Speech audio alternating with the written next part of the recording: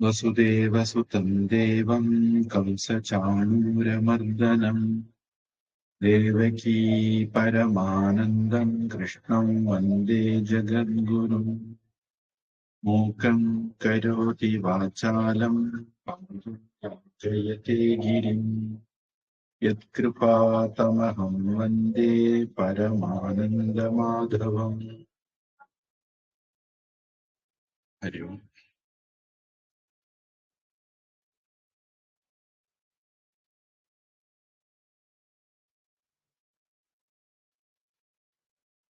நாம பகவத்கீதா உபதேசம் தொடங்கி ஆத்மா அப்படின்னா என்ன அப்படிங்கிறதுல ஒரு லட்சணம், ஆத்மா நித்தியமானது அப்படிங்கிறதும், இன்னொரு லட்சணம் ஆத்மா மாறாதது அப்படிங்கிறதும் பார்த்தோம்.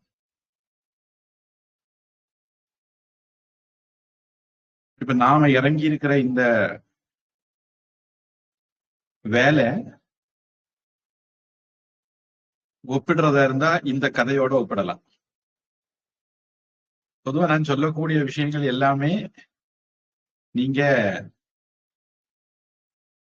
நான் என்ன சொல்ல வரேங்கிறதெல்லாம் கவனம் கொடுக்கணும். நான் சொல்ற உவமைகள், கதைகள் அதுல கவனம் கொடுக்க கூடாது. ஒரு ஆசிரமத்துல சிஷ்யர்கள்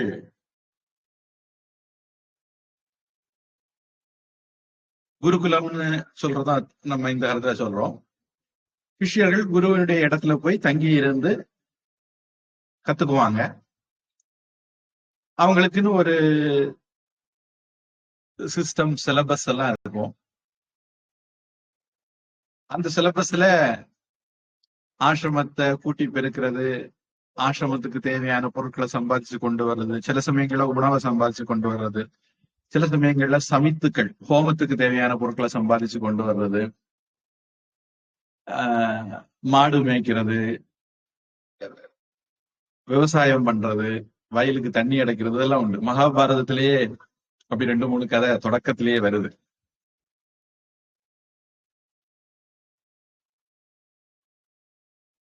பல கதைகள் நம்ம பாக்குறோம். குருகுலம் அப்படின்னா இன்னைக்கு மாதிரி படிக்கிறது மட்டும் அப்படிங்கிறது இல்லை.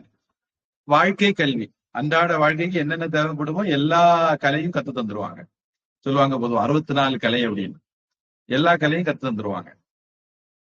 அப்ப அதுல ஒரு சிஷ்யனுக்கு மாடு மேய்க்கிற தொழில்.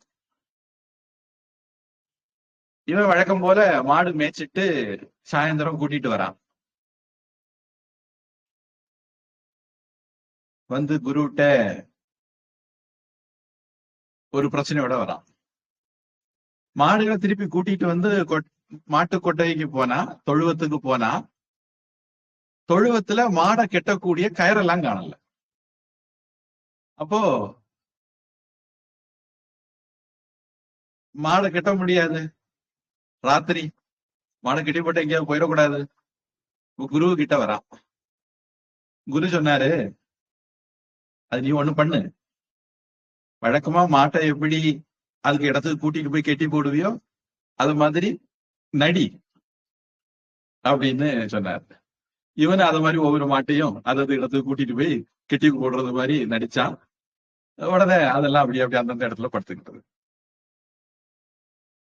ராத்திரி முழுக்க இவனுக்கு தூக்கம் இல்ல. மாடு காணாம போச்சுன்னா குரு நம்மள தான் தேடி அனுப்புவார் அப்படின்னு.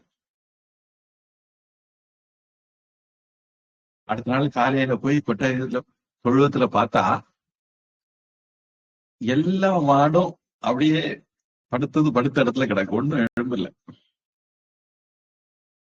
இவன் அந்தால குரு ஒருவேளை ஏதாவது மந்திரம் போட்டிருப்பதா இருக்கும், அதனாலதான் பசு எல்லாம் அப்படியே கிடக்கு அப்படின்ட்டு குரு கிட்ட போய், குரு காலையில ஆயிட்டுது, நீங்க மந்திரம் கேட்டு அவுத்து விட்டுருங்க, நான் மேய்க்க கூட்டிட்டு போகணும்ல அப்படின்னா. குரு சொன்னாரு, நான் மந்திரம் கேட்டு ஒண்ணும் போடல, இல்ல அதெல்லாம் அப்படியே படுத்ததுலயே கிடக்குது. நீ நேற்றைக்கு கெட்டுறது மாதிரி நடிச்ச இல்ல, இனி இப்ப போய் அவுக்குறது மாதிரி நடி அப்ப எல்லாம் எழுப்பிடும் அப்படின்னாரு. இவன் போய் அந்த மாதிரி அவுக்குற மாதிரி நடிச்சா பாடெல்லாம் எழுப்பி இவனுக்கு கூட மேயருக்கு போயிட்டு. அது மாதிரி முக்தி அப்படிங்கிறதும் இது மாதிரி ஒரு ப்ராசஸ் தான். நம்ம பந்தப்பட்ட மாதிரி நினைச்சிட்டு இருக்கோம், விடுதலை அடைஞ்ச மாதிரி நினைக்க வைக்கணும். அதுதான் மனமேவ காரணம் பந்த மோக்ஷயோகோ. நம்முடைய பந்தம் மோட்சம் எல்லாம் மனசுலதான் இருக்கு, நிஜத்துல இல்ல. அது மாதிரியான ஒரு ப்ராசஸ் தான் நம்ம போயிட்டு இருக்கோம். உடல் நான் கிடையாது, ஆனா உடல்ல நான் இருக்கிறேன். உடல் வேறு, நான் வேறு. இந்த மாதிரி சில விஷயங்கள் இன்னைக்கு கீதையிலையும் பிறகு வரப்போகுது. புரிஞ்சுக்கும் போது குழப்பறது மாதிரி தோணும், ஆனா குழப்பம் இல்லை. நம்ம சரியா புரிஞ்சுக்கிட்டா குழப்பம் வராது.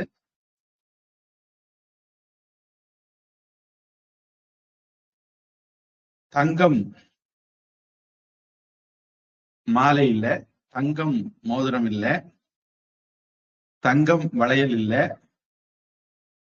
தங்கம் வளையல் மட்டும் இல்ல, தங்கம் மோதிரம் மட்டும் இல்ல, தங்கம் மாலை மட்டும் இல்ல. ஆனா வளையல் தங்கம் தான், மோதிரம் தங்கம் தான், மாலை தங்கம் தான்.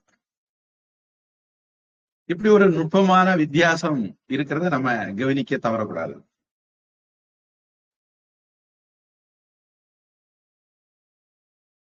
இதுல ஆத்மாவுக்கு 2 இலக்கணம் பார்த்தோம்.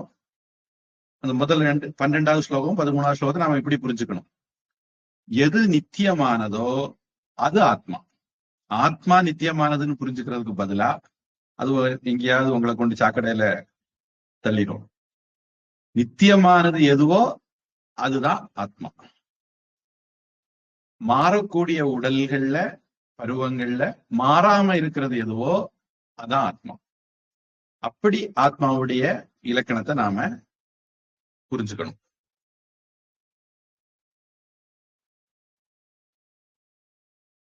இப்போ நாம பொதுவா விவகாரத்துல என்ன பண்றோம்? எனக்கு தமிழ் தெரியும், எனக்கு மலையாளம் தெரியும், எனக்கு சம்ஸ்கிருதம் தெரியும், எனக்கு பிரெஞ்சு தெரியாது, எனக்கு ஜெர்மன் தெரியாது இப்படின்னு சொல்றோம். இது மேலோட்டமான யோசனை, திங்கிங். கொஞ்சம் ஆழமா திங்க் பண்ணா எனக்கு தெரியுங்கிறதும் எனக்கு தெரியும், எனக்கு தெரியாதுங்கிறதும் எனக்கு தெரியும்.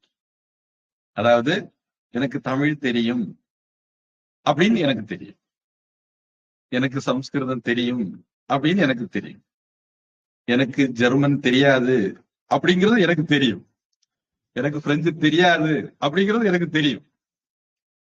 அப்போ இதுல 2 பேரு இன்வால்வ் ஆகுறாங்க. இதை நம்ம எப்பவுமே கோட்டை விடுறோம், மிஸ்ஸிங் த ஆப்வியஸ் மாதிரி.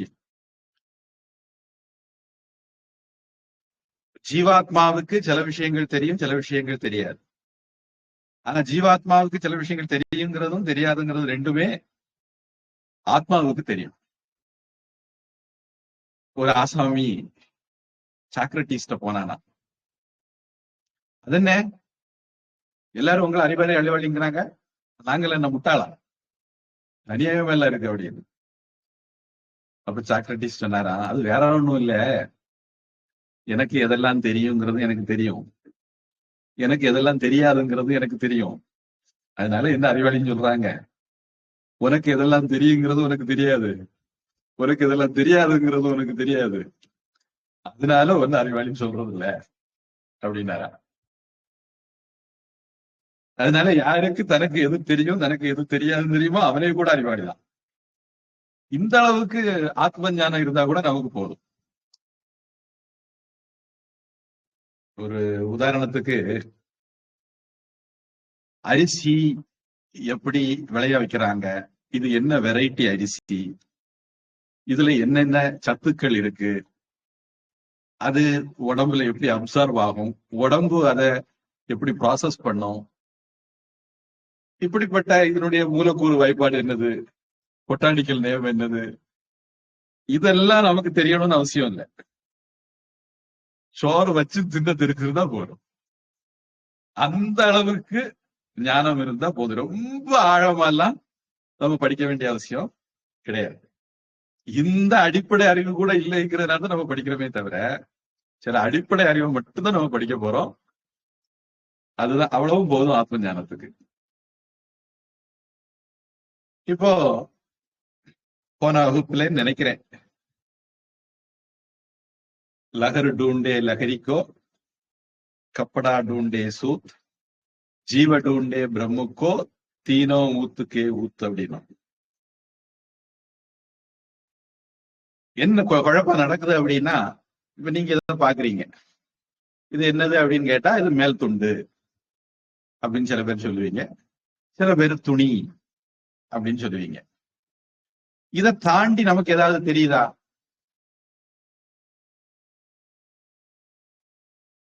பொதுவா தெரியறது இல்ல. Missing the obvious. இது பருத்தி, இது பஞ்சு, இது காட்டன்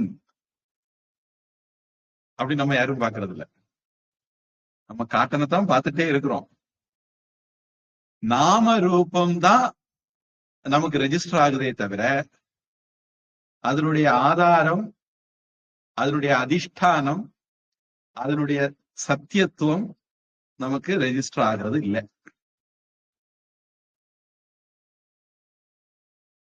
தண்ணீரை பார்க்கறது இல்ல, கடலை பார்க்கிறோம் அல்லது அலைய பார்க்கிறோம். அதே மாதிரி நம்ம கடவுளைத்தான் பார்த்துட்டு இருக்கோம். ஆனா கடவுளா பார்க்கறது இல்ல அப்படிங்கிறது மட்டும்தான் நம்ம கிட்ட இருக்கக்கூடிய பிரச்சனை. இதை சால்வ் பண்ணதுக்கு தான் நமக்கு சில பயிற்சிகளை நம்ம மேற்கொள்ள வேண்டியிருக்கு. இப்ப சாஸ்திரம் சொல்லுது, தத்துவமசி, அது நீதான். நீ எதை தேடுறையோ அது நீதான்.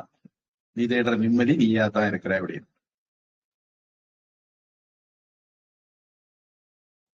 இந்த இடத்துல ஸ்ரத்தை அப்படிங்கிறது சம்பந்தமா பிறகு ஒரு கேள்வி என்கிட்ட நேரடியா வந்தது. நம்ம ஏற்கனவே ஸ்ரத்தையை பத்தி கொஞ்சம் பார்த்திருக்கோம். இந்த வார்த்தையே ஸ்ரத்தையை பத்தி இன்னும் கொஞ்சம் சொல்றதுக்கு நான் உபயோகப்படுத்துவேன். தத்துவமசி அப்படின்னு சாந்தோக்கிய உபநிஷத்துல திருப்பி திருப்பி சொல்லப்படுது.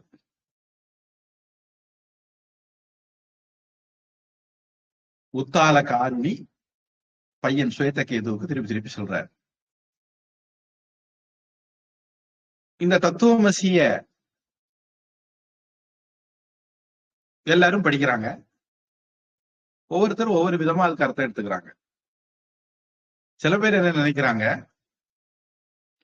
எனக்கு தெளிவா தெரியும், நான் வேற, கடவுள் வேற, நான் வேற, உலகம் வேற, நான் வேற, நீங்க வேற, எனக்கு இதெல்லாம் தெளிவா தெரியும்.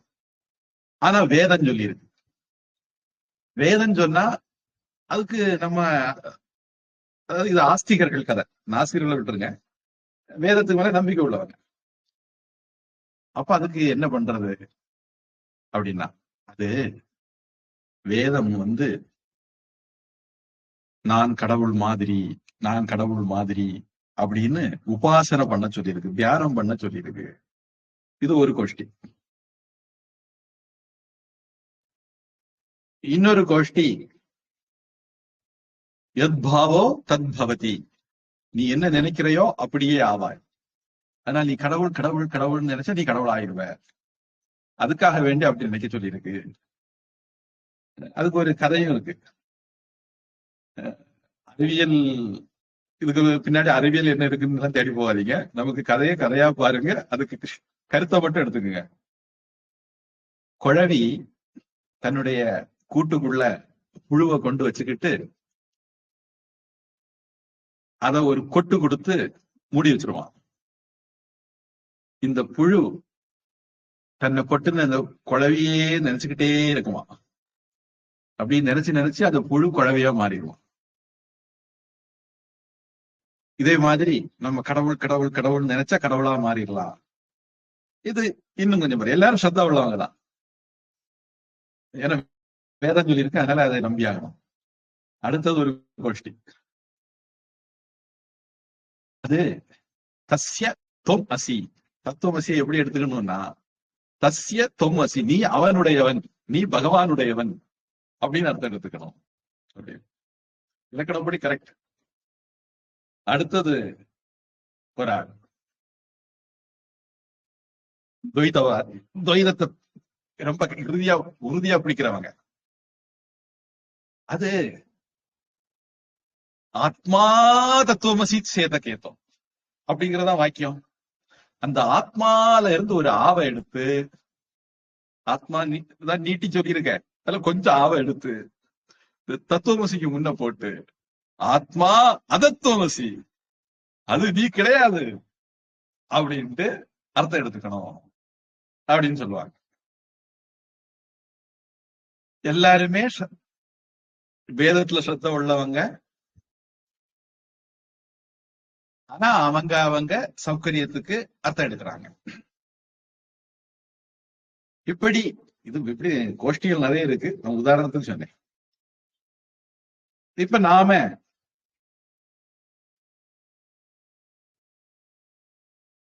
வேதம் சொல்லி இருக்கு, யுக்திக்கு சரியா வருதா?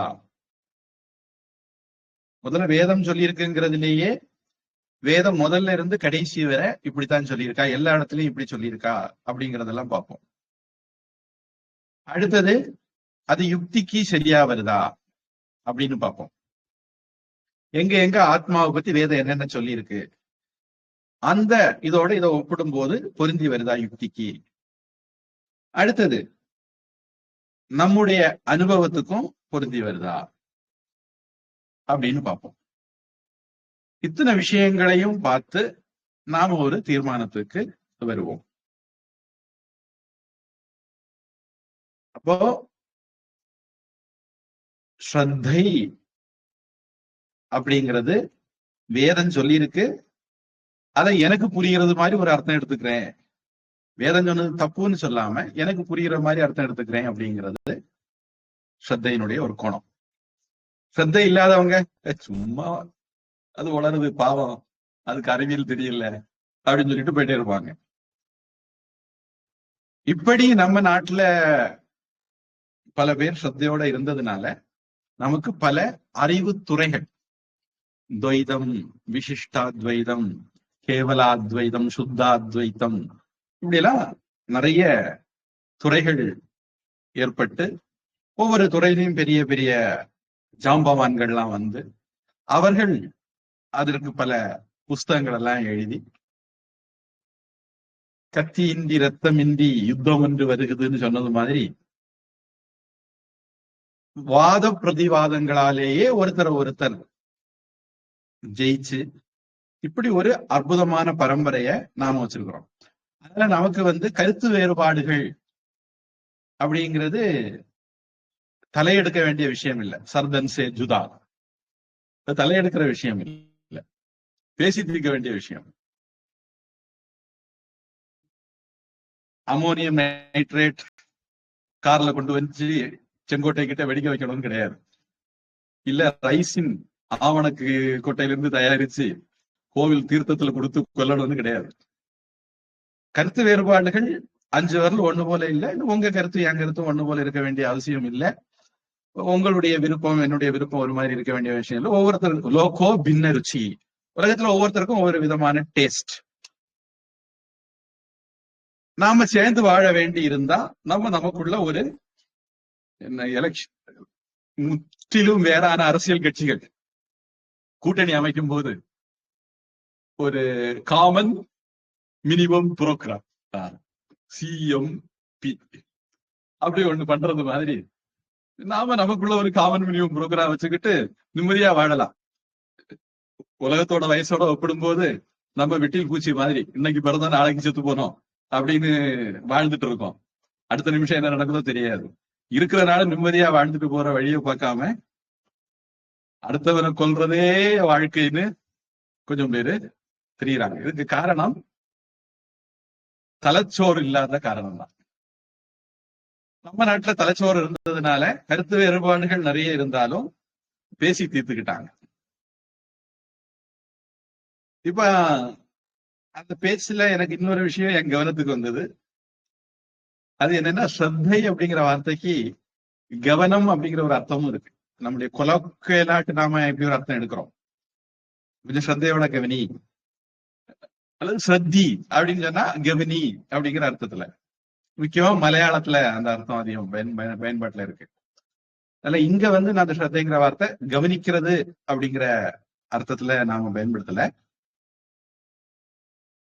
பொதுவா தமிழ்ல சொற்களுக்கு மாற்றம் அப்படின்னு ஒரு வார்த்தை இருக்கு. ஏன் அப்படின்னா, நான் ஒரு வார்த்தை சொல்றேன்.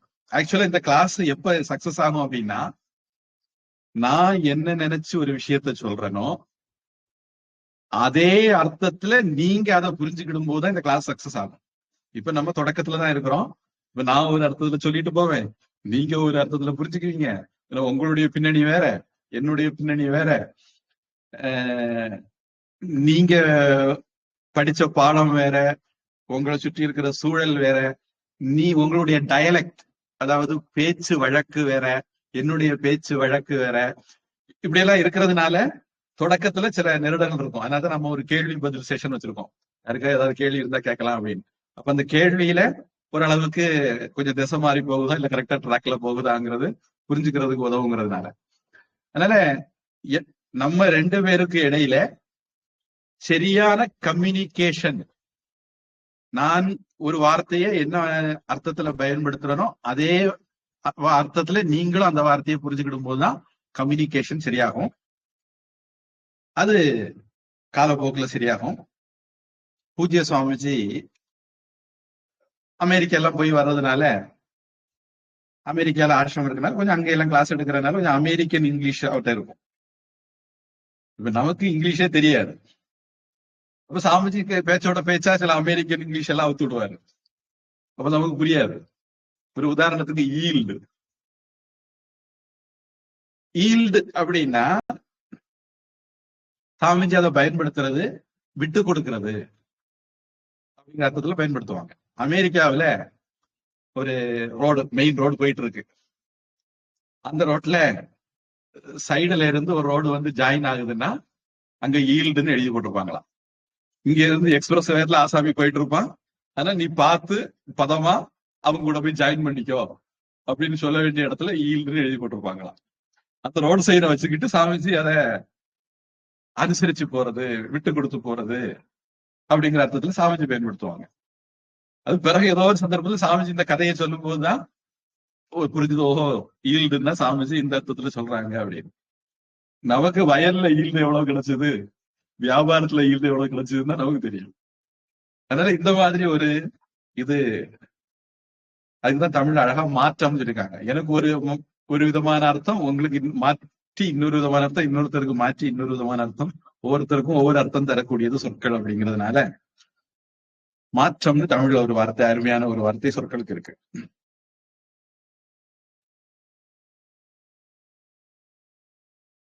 அப்புறம்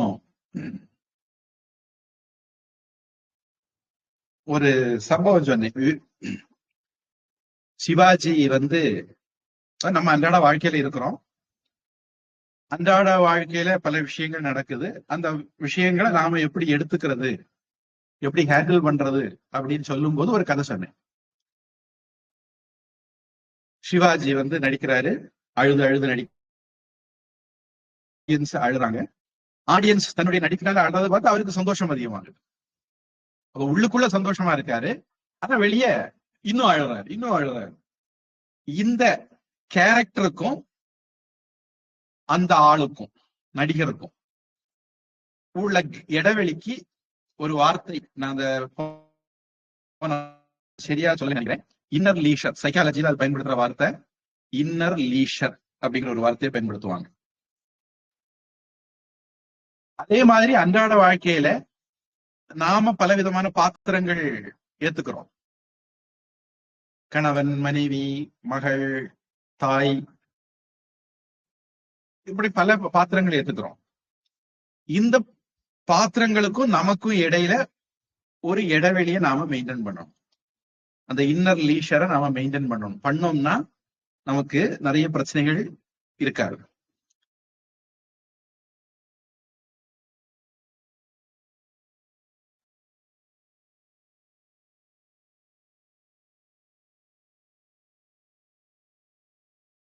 ஒரு முக்கியமான ஒரு விஷயம் வந்தது, இந்த டாபிக்கை முடிக்கிறதுக்குள்ள போயிட்டு திருப்பி ஞாபகம் தான் சொல்றேன்.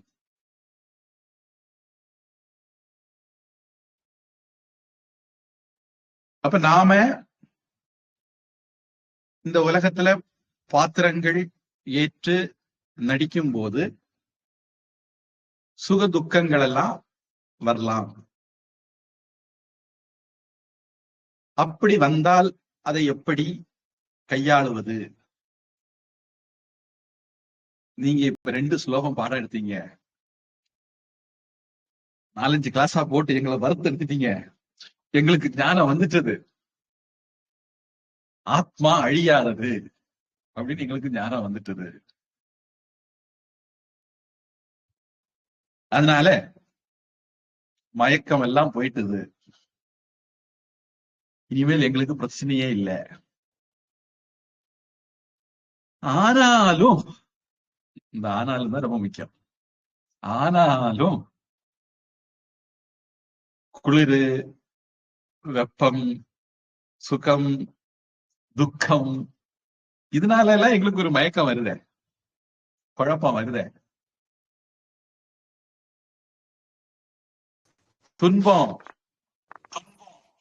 வந்ததுன்னா கவலை வந்துடும், இன்பம் போச்சதுன்னா கவலை வந்துடும். இன்பம் வந்ததுன்னா நல்லது, துன்பம் போச்சதுனாலும் நல்லதுதான். ஆனா எனக்கு துன்பம் வருது, அதனால கவலை வருது. இன்பம் போகுது, அதனால கவலை வருது. இப்படி ஒரு சந்தர்ப்பம் இருக்கே, இதுக்கு என்ன பண்றது அப்படின்னு அர்ஜுனனுக்கு ஒருவேளை மனசுல சந்தேகம் இருக்கலாம். இவ்வளவு கேட்ட பிறகு அவனுக்கு மனசுல இப்படி ஒரு சந்தேகம் வந்திருக்கலாம் அப்படின்னு நினைச்ச பகவான், மாத்ரா ஸ்பர்ஷாஸ்து கௌந்தேய சீதோஷ்ண சுக துக்கதாக ஆகம அபாயினக நித்யாக தான் திதிக்ஷஸ்வ பாரத அப்படிங்கிற ஸ்லோகத்தை சொன்னார் அப்படிங்கறது பார்த்தோம். இதுல திதிக்ஷா அப்படின்னா பொறுமை அப்படின்னு எடுத்துக்கலாம். விவேகானந்த சுவாமி சனாதன தர்மிகளுக்கு திதிக்ஷா இருக்கு அப்படின்னு சொல்லும் போது கவனமாக வார்த்தையை பயன்படுத்துறார். நான் திதிக்ஷா அப்படின்னு சொல்றது, பொறுமை அப்படின்னு சொல்றது டாலரன்ஸ் இல்ல, அது அக்செப்டன்ஸ் அப்படிங்கிற வார்த்தையை பயன்படுத்துறாரு. கொழும்புட்டு வல்மோர், நான் ஏற்கனவே உங்களுக்கு அறிமுகப்படுத்திருக்கேன் அந்த புத்தகத்தை, அதுல இத சொல்றாரு. அதாவது பொதுவா உலகத்துல பல பேரும் ரொம்ப டாலரன்ஸ் உள்ளவங்க. இஸ்லாமியர்கள் எல்லாம் இந்தியாவில இந்துக்களை டாலரேட் பண்ணிட்டு இருக்காங்க. வேற வழி இல்ல, நம்பர்ல குறைவா இருக்கும், அதிகாரத்துல இல்ல. ஒருவேளை அதிகாரத்துல வந்துட்டா, அது அவுரங்கசீப் காலத்துல எல்லாம் பார்த்தோம், ஜிசியா. நீ மதம் மாறணும், மதம் மாறாம உயிரோடு இருக்கணும்னா ஜிசியா கட்டு, வரி கட்டு. அண்மையில கூட ஏதோ நாட்டுல இருக்குதா அல்லது யாரோ சொல்லி கேள்விப்பட்டா ஞாபகம் இல்ல. சரி, இப்போ நாம எல்லாம் இந்துக்களா இருக்கோம் அப்படின்னா நமக்கு இந்த முற்றத்து முல்லைக்கு மனம் இல்லைங்கிற மாதிரி இந்துக்களா இருக்கிறது ஒண்ணுமே இல்லையே நமக்கு தோணுது. நீங்க இந்த பின்னணி எல்லாம் யோசிச்சுக்கிட்டு இப்ப யோசிச்சு பாருங்க, நம்ம இந்துக்களா இருக்கிறோம், இதுக்கு காரணம் நம்ம அப்பா அம்மா இந்துக்களா இருக்காங்க, அவங்க அப்பா அம்மா இந்துக்களா இருந்தாங்க, அவங்க அப்பா அம்மா இந்துக்கள் இருந்தாங்க. அப்படி நம்முடைய முன்னோர்கள் இந்துக்களா இருக்கிறதுக்கு என்ன விலை கொடுத்திருக்காங்கன்னு யோசிச்சு பாருங்க. தலையே போயிருக்கலாம், அல்லது வரி கட்டி இருந்திருக்கலாம், அல்லது ஒளிச்சு வாழ்ந்திருக்கலாம். இப்படி ரிஷிகேஷ்ல ஒரு எலக்ட்ரீஷியன் இருக்கார். அவருக்கு ஏதோ பேச்சுவாக்கில் அவருடைய பின்னணி விசாரிச்ச போது, அது நான் ஆந்திராவில இருந்தேன் அப்படின்னா. ஆந்திராவில இருந்து இங்கேயா வந்தீங்க அப்படின்னா, அது முஸ்லீம்கள் காலத்துல உயிருக்கு தப்பி இமயமலைக்கு நாங்க வந்துட்டோம், அப்புறம் இங்கேயே வாழ்ந்துட்டோம் அப்படின்னாரு. இத மாதிரி நம்ம முன்னோர்கள் ஒவ்வொருத்தருக்கு பின்னாடியும் பயங்கரமான கதைகள் நிறைய இருக்கலாம். ஆனா நம்ம இன்னைக்கு ஹிந்துவா வாழ்றோம்னா இதுக்கு நாம எவ்வளவு நன்றி கடன் பட்டிருக்கிறோம் நம்முடைய பெற்றோர்களுக்கு, மூதாதையர்களுக்கு அப்படிங்கிறது நம்ம கவனத்துல இருக்கணும். அப்போ கிறிஸ்தவர்கள், இஸ்லாமியர்கள் எல்லாம் இந்தியாவில இந்துக்களை டாலரேட் பண்ணிட்டு இருக்காங்க. அண்மையில ஒரு பொது இடத்துல இந்துக்கள் அன்னதானம் பண்ண முடியல, கிறிஸ்தவர்கள் விடல. மைனாரிட்டியா இருக்கும் போதே இந்த நிலைமை. இவங்க மெஜாரிட்டியா இருந்தா என்ன பண்ணுவாங்கன்னு பார்த்து யோசிச்சிடணும். அப்ப அவங்க எல்லாம் வேற வழி இல்லாம நம்மள பல்ல கடிச்சுக்கிட்டு பொறுத்துட்டு இருக்காங்க. இதுக்கு பேரு திதிக்ஷா இல்ல. இதுக்கு இந்த அர்த்தத்துல பொறுமை அப்படிங்கிற வார்த்தையை நாம இங்க பயன்படுத்தல. அப்படியும் இருக்கு, ஒரு கோணம் இருக்கு, அந்த அர்த்தத்துல நம்ம பயன்படுத்தல. அக்செப்டன்ஸ் அப்படிங்கிற அர்த்தத்துல நம்ம பயன்படுத்துறோம். ஒரு ஹிந்து அவன் நாட்டுக்குள்ள வரக்கூடியவங்களை ஏத்துக்கிறான். யூதர்கள் கிறிஸ்தவர்களாலையும் இஸ்லாமியர்களாலையும் கொலைக்கு ஆளான போது உயிர் தப்பி இந்தியாவுக்கு வந்தாங்க, அவங்கள நம்ம அக்செப்ட் பண்ணிக்கிட்டோம். சொராஸ்திரியர்களை நம்ம அக்செப்ட் பண்ணிக்கிட்டோம். இப்படி எத்தனையோ பேர் உயிருக்கு பயந்து வந்தாங்க, அவங்களெல்லாம் நம்ம அக்செப்ட் பண்ணிக்கிட்டோம். அவங்களும் நன்றி உள்ள ஜனங்கள். இன்னைக்கு நம்ம கூட ஒன்னோட ஒன்னா வாழ்றாங்க. அவங்க மதத்தை கடைபிடிக்கிறாங்க, நம்ம மதத்தை கடைபிடிக்கிறோம். அவங்க நம்மள மதம் மாத்துறது இல்ல, நாம அவங்கள மதம் மாத்துறது இல்ல. எந்த பிரச்சனையும் இல்ல, சுமூகமா போயிட்டு இருக்கு. இதுக்கு பேரு அக்செப்டன்ஸ். இங்க திதிக்ஷா அப்படிங்கிறதுக்கு விவேக சூடாமணியில சங்கரர் ஒரு ஸ்லோகம் சொல்லியிருக்கார். சகனம் சர்வ துக்கானாம். எல்லா துன்பங்களையும் தாங்கிக்கிறது, பொறுத்துக்கிறது. எப்படி பொறுத்துக்கிறது? இது எல்லாருக்கும் தெரியும். எப்படி பொறுத்துக்கிறது அதான் முக்கியம். அப்பிரதீகார பூர்வகம். பதிலுக்கு செய்யணும், பழிக்கு பழி வாங்கணும். இன்னைக்கு அதிகாரம் என்னை விட்டு போயிட்டுது, நாளைக்கு நான் அதிகாரத்துக்கு வரும்போது உன் தலையை எடுக்காம விடுறானா இல்லையா பாரு. அந்த மாதிரி இல்ல. திருப்பி பழிக்கு பழி வாங்கணுங்கிற உணர்வு இல்லாம, சிந்தா விலாப்ப ரகிதம், மனசுல எந்த முணுமுணுப்பும் இல்லாம, சா திதிக்ஷா இது கத்தியதே. இப்படி இருக்கணும். திதிக்ஷாவுக்கு ஒரு டெபினிஷன் சங்கரன் கொடுக்கிறாரு. பதிலுக்கு செய்யணுங்கிற எண்ணம் இருக்கக்கூடாது, மனசுல முணுமுணுப்பும் இருக்கக்கூடாது. அந்த பாவனையோட ஒரு விஷயத்தை ஏத்துக்கிறதுக்கு திதிக்ஷான்னு பேர். அதை விவேகானந்தர் அதை சிம்பிளா அக்செப்டன்ஸ் அப்படின்னு சொல்லிட்டார். விஷ்ணு சகஸ்ரநாமத்துல இந்த விஷயம் நானே இது வரைக்கும் வேற கிளாஸ்ல சொன்னது இல்ல. விஷ்ணு சகஸ்ரநாமத்துல ஷமினாம் வரக அப்படின்னு ஒரு நாமம் பகவானுக்கு வருது. பொறுத்து கொள்வர்கள் எல்லாம் மேலானவன் அப்படின்னு. பொதுவா தாய், பொறுமைக்கு தாய் அப்படின்னு சாஸ்திரங்கள், இலக்கியங்கள் எல்லாம் இருக்கு. குழந்தைக்காக வேண்டி எத்தனையோ விஷயங்களை அவங்க தாங்கிக்கிறாங்க. நம்ம வயிற்றுல இருக்கும்போது நமக்கு ஒத்துக்காது அப்படிங்கிறத அவங்க சாப்பிடாம இருக்காங்க, அவங்களுக்கு பிடிச்சா கூட சாப்பிடாம இருக்காங்க. அதுக்கு அப்புறம் பிறந்த பிறகு நம்ம எனக்கு அது வேணும் இது வேணும் அப்படின்னு எல்லாம் கேட்கிறோம். நமக்கு வேணுங்கிறதுக்காக வேண்டி அவங்க அதை வச்சு தராங்க. இப்படி நம்மளுடைய ஆசாபாசமே அவங்களுடைய ஆசாபாசமாக அவங்க வாழ்றாங்க. அதனால பொதுவா பொறுமைக்கு தாய் நம்ம சொல்லுவோம் பூமாதேவி அப்படிம்போம். பூமி மாதிரி பொறுமை உள்ளவர்கள் அப்படிம்போம். அதனால்தான் வள்ளுவர் சொன்னார், அகழ்வாரை தாங்கும் நிலம் போல தம்மை இகழ்வார் பொறுத்தல் தலை. தன்னை தோன்றவனையே கூட, தனக்கு கெடுதல் விளைவிக்கிறவனையே கூட பூமி தாங்கிக்குது. அது மாதிரி நமக்கு கெடுதல் செய்கிறவங்களையும் நாம தாங்கிக்கணும், பொறுத்துக்கணும் அப்படின்னு. அதைத்தான் நம்ம 75 வருஷ சுதந்திர பாரத வரலாற்றுல பாக்குறோம். ஆட்சி திருப்பி நம்ம கையில வந்தாலும் இதுவரைக்கும் எனக்கு கொடுமை செய்தவனை எல்லாம் போட்டு தள்ளிடுவோம் அப்படின்னு நம்ம நினைக்கல. ஆனா துரதிருஷ்டவசமா பாம்புக்கு பால் வாக்குறோம் அப்படிங்கறத மட்டும் கொட்ட விட்டோம். பாம்புக்கு பால் வாய்க்கிற ஸ்ட்ராட்டஜியும் தத்துவமும் நல்ல தத்துவம் கிடையாது.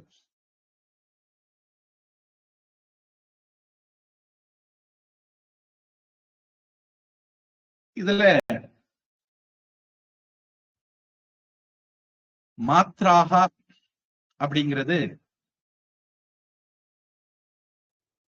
மா அறிதல் அப்படிங்கிற அர்த்தம் நாம எடுத்துக்கிட்டோம் அப்படின்னா, எதன் மூலமாக நாமே அறிவை பெறுகிறோமோ அதெல்லாம் மாத்ராக அப்படின்னு எடுத்துக்கிட்டா அதெல்லாம் இந்திரியங்கள், மெய், வாய், கண், மூக்கு, செவி, பஞ்ச ஞான இந்திரியங்கள் அப்படின்னு அர்த்தம் எடுத்துக்கலாம். ஸ்பர்ஷாகா, இந்த இந்திரியங்கள் எதோட சேருதோ அதெல்லாம், அதாவது சப்தம் முதலானவை அப்படியும் எடுத்துக்கலாம். இது ஒரு அர்த்தம். இல்ல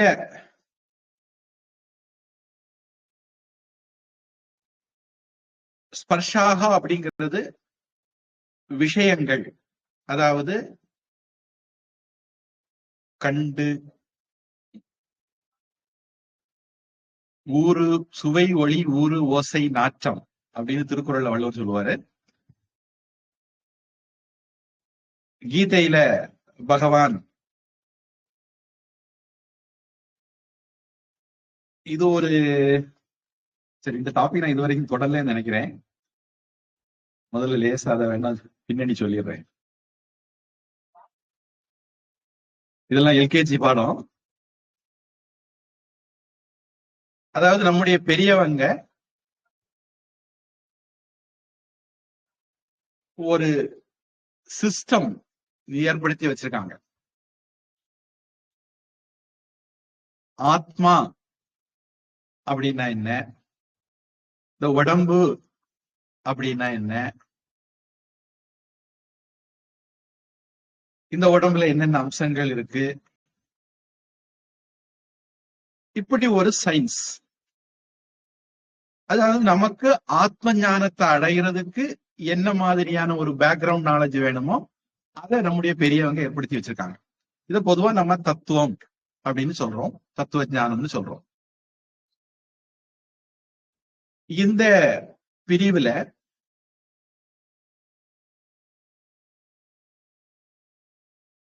சத்துவ, ரஜஸ், தமஸ் அப்படின்னு முக்குணங்கள் இருக்கு. பகவான் பிரகிருதி அல்லது பகவான் மாயை அப்படின்னு 2 இருக்கு. முதல்ல நிர்குண பிரம்மம்னு ஒண்ணு இருக்கு. அதுக்கு அடுத்த கட்டத்துல பகவான், அதாவது சகுண பிரம்மம், மாயைன்னு 2 இருக்கு. இந்த மாயை அப்படிங்கிறதுல சத்துவம், ரஜஸ், தமஸ்ன்னு 3 குணம் இருக்கு. இந்த குணங்களால மாயை நிறைய வெரைட்டிய தருது. கொஞ்சம் கம்ப்யூட்டர் தெரிஞ்சவங்க அல்லது ஆர்டிஸ்டுகளுக்கு தெரிஞ்சிருக்கலாம். RGB அப்படிம்பாங்க, பழைய காலத்துல அப்படி இருந்தது. இந்த பிரிண்டர்ல எல்லாம் பிரிண்டிங் கொடுக்கும்போது ஆர்ஜிபியா பிரிண்டிங் கொடுக்கணுமா, சிஎம்ஒய்கேவா பிரிண்டிங் கொடுக்கணுமா அப்படின்னு. ஆர்ஜிபினா ரெட், கிரீன், ப்ளூ. இந்த உலகத்துல இருக்கிற அத்தனை நிறங்களையும் மூணாட்டு பிரிச்சு, இந்த மூணுடைய காம்பினேஷன் தான் எல்லாம் நிறங்களும் வெரைட்டிகளும் அப்படின்னு மூணா பிரிச்சா அதுக்கு ஆர்ஜிபின்னு பேரு. அதையே நாலா பிரிச்சா, கொஞ்சம் பிளாக் வந்து நல்லா தூக்கலா வரணும், குவாலிட்டி கூடுதலா வரணும் அப்படின்னா நாலா பிரிப்பாங்க. சியான், மெஜந்தா, எல்லோ, பிளாக், அப்படி நாலா பிரிப்பாங்க. இந்த நாலுனுடைய காம்பினேஷன்ல எல்லா கலரையும் கொண்டு வந்துருவாங்க. பொதுவாக இப்ப நீங்க வந்து ஒரு போட்டோ எடுக்கிறீங்க, அந்த போட்டோவை ப்ராசஸ் பண்ணி பிரிண்ட் அவுட் எடுக்கிறீங்கன்னு வச்சுங்களேன். இந்த ப்ராசஸ்ல இதான் நடக்குது கம்ப்யூட்டர்ல. இதே மாதிரி நாம இந்த உலகத்துல உள்ள அத்தனை வெரைட்டியையும் உருவாக்குறதுக்கு 3 குணங்களை பயன்படுத்துறோம். இத பத்தி கூடுதலான விவரங்கள் நமக்கு 14வது அத்தியாயம், அதுக்கு பிறகு கீதையிலேயே வருது. அதனால இப்ப அதுக்குள்ள தலையை போட வேண்டாம்னு நினைக்கிறேன். இந்த 3 வேற வேற காம்பினேஷன்ல, சத்துவம், ரஜஸ், தமஸ் அப்படின்னு இந்த 3க்கும் பேரு. இந்த 3 குணங்களுடைய காம்பினேஷன்ல பாக்டீரியால இருந்து, பிரம்மாண்டத்துல இருந்து மனுஷன் வரைக்கும் எல்லா வெரைட்டியும் உருவாகுது. அப்படிங்கிறது நம்முடைய கிரியேஷன் தியரி, படைப்பு கொள்கை. சில பேரு என்ன பண்றாங்கன்னா, அது கடவுள் 1வது நாள் பூமியை படைத்தார், 2வது நாள் வானத்தை படைத்தார், 3வது நாள் தாவரங்களை படைத்தார், 4வது நாள் சூரியனையும் சந்திரனையும், பகலுக்கு சூரியனையும், அது முக்கியம், பகலுக்கு சூரியனையும் ராத்திரிக்கு சந்திரனையும் படைத்தார், 6 நாளா இப்படி படைத்தார், கடைசியில ரொம்ப டயர்ட் ஆயிட்டார், அதனால 7வது நாள் ரெஸ்ட் எடுத்தார். இப்படி எல்லாம் தியரி இருக்கு. இது அவங்களுடைய கிரியேஷன் தியரி. நம்முடைய கிரியேஷன் தியரி பிக் பேங், ஷூ ஸ்ட்ரிங். இப்போ குவாண்டம் பிசிக்ஸ் வந்த பிறகு ஸ்ட்ரிங் தியரி பிரபலம் ஆயிட்டு வருதுன்னு கேள்விப்பட்டேன். பிக் பேங் வந்து மூலையில குப்பையில தள்ளிட்டாங்களாம். சயின்டிஸ்ட் மத்தியில நிறைய கொள்கைகள் இருக்கு எப்படி கிரியேஷன் வந்ததுன்னு. நாம இந்த கிரியேஷனை புரிஞ்சுக்கிறதுக்கு ஒரு மாடல் உருவாக்கிக்கிறோம். இந்த நல்லா புரிஞ்சுக்கங்க. நிறைய பேர் இதுல மிஸ்லீட் ஆகிறாங்க. இப்படித்தான் உலகம் படைக்கப்பட்டது அப்படின்னு இந்து மதம் சொல்லுதுன்னு நினைக்கிறாங்க. என்ன பொறுத்த வரைக்கும் அப்படி இல்லை. உலகம் இருக்கு. இந்த உலகத்தை புரிஞ்சுக்கிறதுக்கு நமக்கு ஒரு மாடல் நாம உருவாக்குறோம். இது இப்படித்தான் உலகம் வந்துன்னு சொல்லதுக்காக வேண்டி இந்த மாடலை உருவாக்கல. ஆத்மாவை புரிஞ்சுக்கிறதுக்கு இப்படி ஒரு மாடலை உருவாக்கி இருக்கிறோம். ஒரு உதாரணத்துக்கு ஜோசியம். ஜோசியம் யாராவது தெரிஞ்சிருந்தா அவங்களுக்கு பிரயோஜனப்படுங்கிறக்க வேண்டி அந்த உதாரணத்தை சொல்றேன்.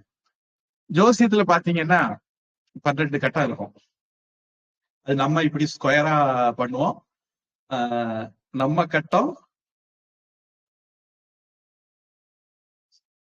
ஸ்கொயரா இருக்கும். நார்த் இந்தியன் மாடல் வந்து இப்படி ஒரு முக்கோணம் மாதிரி இருக்கும், கொஞ்சம் டில்டட் ஸ்கொயர் மாதிரி இருக்கும். அவங்க எழுதுற முறையெல்லாம் கூட கொஞ்சம் வித்தியாசமா இருக்கும். சரி, இப்ப இது வந்து ஒரு மாடல். இதுல இந்த கிரகங்கள் இங்க இருக்கு, இந்த கிரகத்தினுடைய மகாதசை நடக்குது, இந்த கிரகத்தினுடைய அந்தரதசை நடக்குது, இந்த நட்சத்திரம் இந்த சாரம் வாங்கி இருக்கு, இப்படி எல்லாம் ஒரு மெத்தடாலஜி நாம வச்சிருக்கிறோம். இத வச்சு நாம பாஸ்டையும் ஃபியூச்சரையும் பிரசன்டையும் எல்லாம் ப்ரெடிக்ட் பண்ண முயற்சி பண்றோம். அதுல சொல்லுவார் ஜோசியர், அது உங்களுக்கு இப்போ சனி மகாதசை நடக்குது,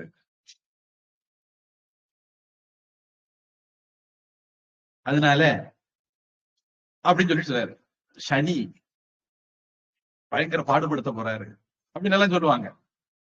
ஆனா உண்மையிலேயே சனிக்கும் நம்ம படுற கஷ்டத்துக்கும் சம்பந்தம் கிடையாது. இந்த பேட்டர்னை வச்சு நாம ப்ரெடிக்ட் பண்றோமே தவிர, சனி வந்து நமக்கு ஒவ்வொருத்தர், அவருக்கு வேற வேலைன்னு சொல்லி இல்லையா, அது ஜடம், அது நமக்கு வந்து ஒவ்வொருத்தரத்தை கொடுக்கல. ஆனா நாம அதை நம்முடைய வாழ்க்கையில நடக்கக்கூடிய விஷயங்களை கண்டுபிடிக்கிறது ஒரு பேட்டர்னை உருவாக்கி வச்சிருக்கிறோம், அவ்வளவுதான். இப்ப டாக்டர் வந்து நம்ம இதயத்துல ஸ்டெதாஸ்கோப்பை வச்சுக்கிட்டு சளி இருக்கு, இந்த ஹார்ட் வந்து வால்வு சரியா வேலை செய்யல, இப்படி எல்லாம் சொல்றாரு. இது அவருக்கு ஒரு டெக்னிக். நம்ம பழைய காலத்து வைத்தியர் இருந்தா நாடியை பிடிச்சு பார்த்துட்டு வாத பித்த கவம் பார்த்துக்கிட்டு சொல்லுவாங்க. இப்படி ஒவ்வொருத்தரும் ஒவ்வொரு விதமான டெக்னிக். ஹோமியோபதிக்காரங்களுக்கு வேற ஒரு டெக்னிக், அலோபதிக்காரங்களுக்கு ஒரு விதமான டெக்னிக், குறி சொல்றவங்க பிரச்சனை சொல்றவங்க அவங்களுக்கு இன்னொரு விதமான டெக்னிக். இப்படி பல விதமான மெத்தடாலஜி இருக்கு. இது எல்லாமே சில விஷயங்களை ப்ரெடிக்ட் பண்றதுக்கு. அதனால இந்த மெத்தடாலஜியும் அந்த ப்ரெடிக்ட் பண்ற விஷயத்தையும் நாம தேவையில்லாம போட்டு குழப்பக்கூடாது. அப்ப உலக சிருஷ்டிய பத்தி நம்முடைய பிலாசபில ஒரு மெத்தடாலஜி இருக்கு. அது மாயா அப்படின்னு ஒண்ணு இருக்கு. அந்த மாயை முக்குணமயமானது. அந்த முக்குணமயமான மாயையிலிருந்து இந்த மூணும் வெவ்வேறு பெர்முடேஷன் காம்பினேஷன்ல நாம பாக்குற எல்லாம் வந்துச்சு அப்படின்னு சொல்றோம். இந்த ப்ராசஸ்ல ஒரு சின்ன பகுதி, இது ஒரு பெரிய விஷயம், நம்ம ஏதாவது ஒரு சந்தர்ப்பம் வந்தா டீட்டெயிலா பார்ப்போம். இந்த பெரிய ப்ராசஸ்ல ஒரு சின்ன பகுதி என்ன அப்படின்னா,